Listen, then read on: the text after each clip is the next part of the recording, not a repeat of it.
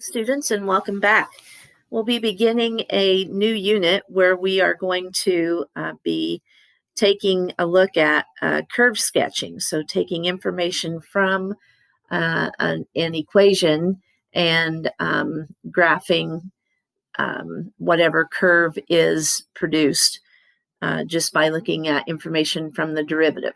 So to do that, we're going to set the foundation and look at extreme values today, so maximums and minimums. We'll take a note of the difference between absolute maximums and minimums.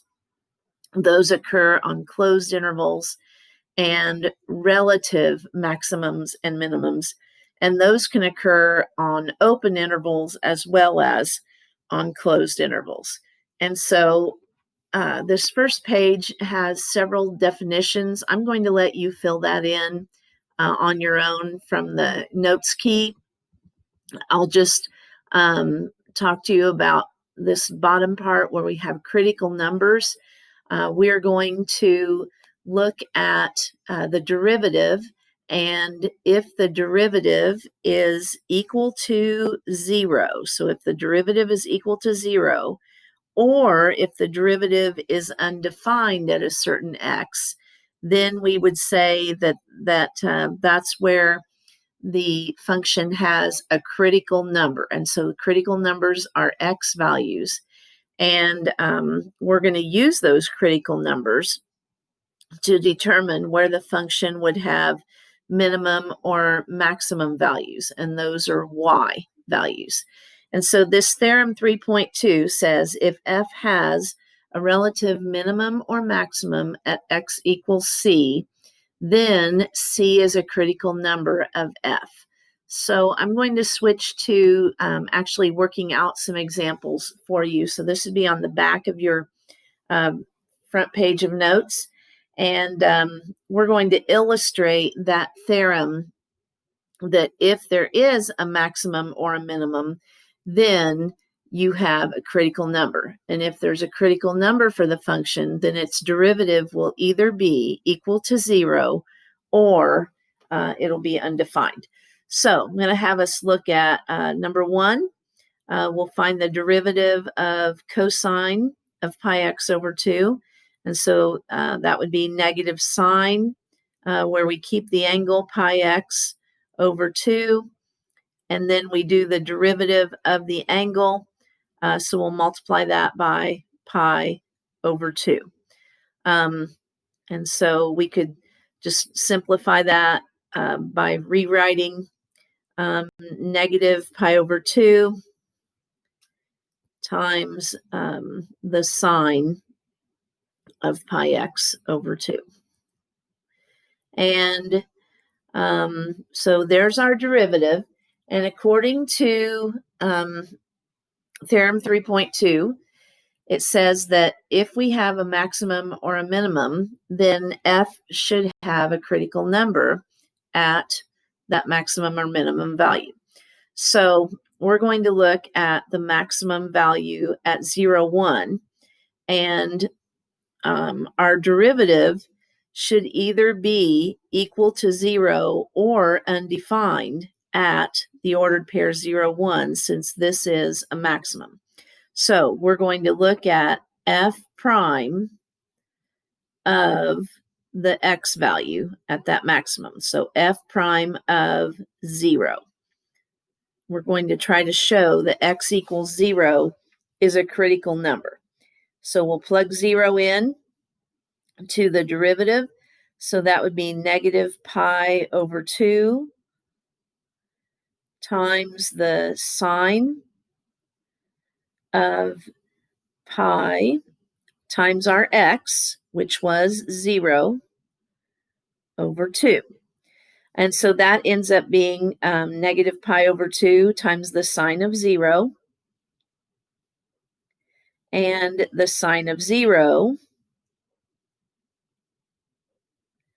is 0. And so that equals 0. Negative pi over 2 times the sine of 0, which is itself 0. And so that equals 0. So at x equals 0, our derivative equals 0, and so a critical number for that function would be x equals 0. Then we're also going to look to see if that's the case at our minimum value. So our minimum value occurred here at 2, negative 1. So we'll check out the derivative at x equals 2. So we have negative pi over 2 times the sine of pi, and then the x is a 2 over 2. So we're substituting 2 in. That would be negative pi over 2 times the sine of pi. And the sine of pi is also 0. And so we get 0 again. And therefore, our derivative at that minimum value is a 0. And therefore, a critical number of that function occurs at x equals 2. All right.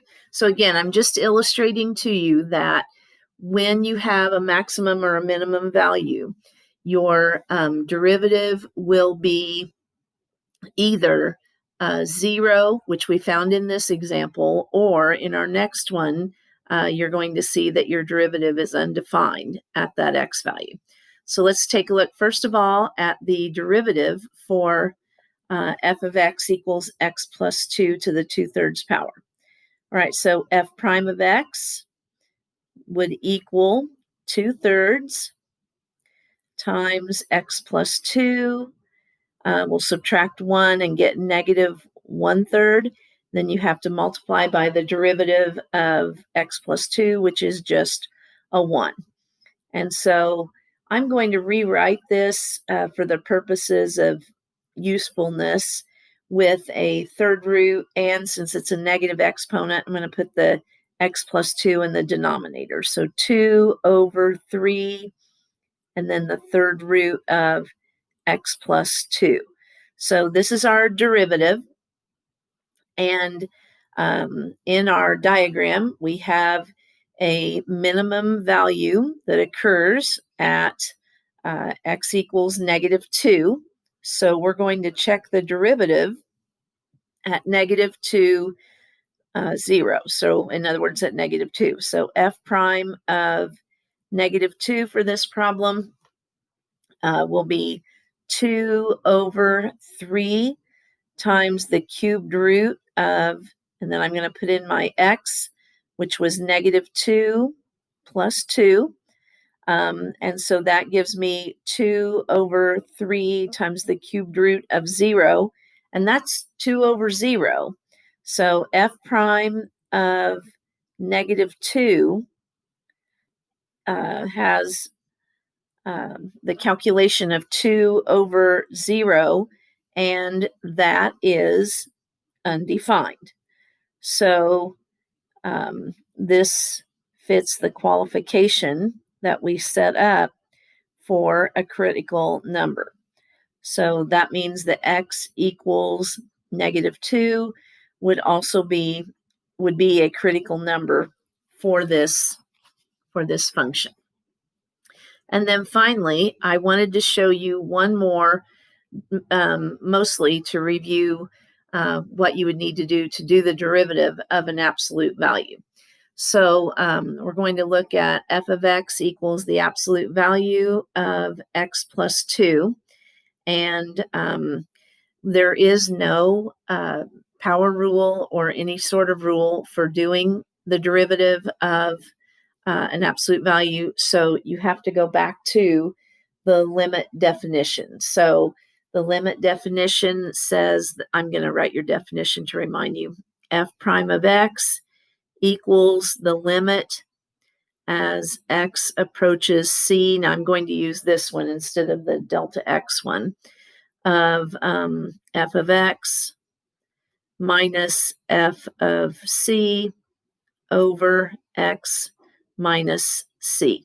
Well, our c value in this problem is going to be the x where we have this minimum.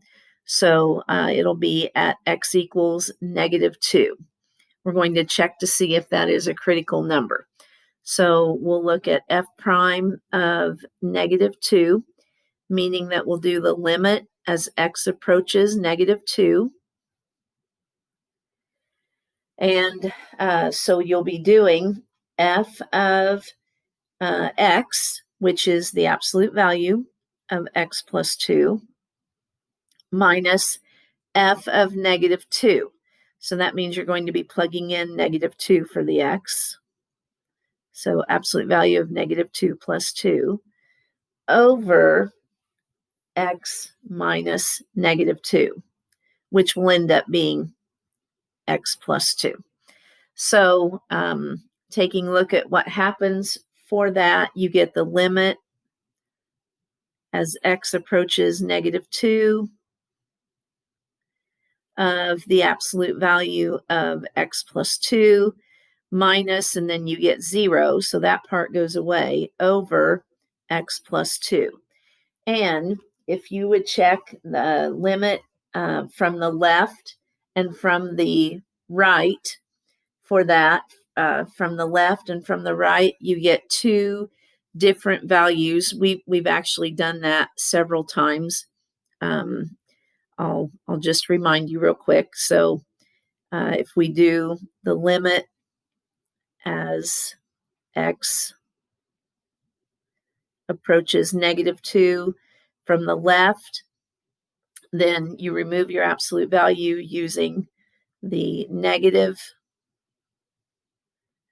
branch, and you get that to equal -1. And if you do the limit as x approaches -2 from the right, you use the positive branch of the absolute value, and that equals +1. And these are two different values. So therefore, we can state that the limit does not exist.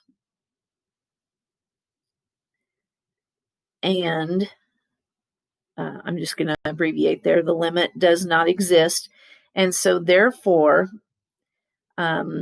it's the limit's undefined. So f prime is undefined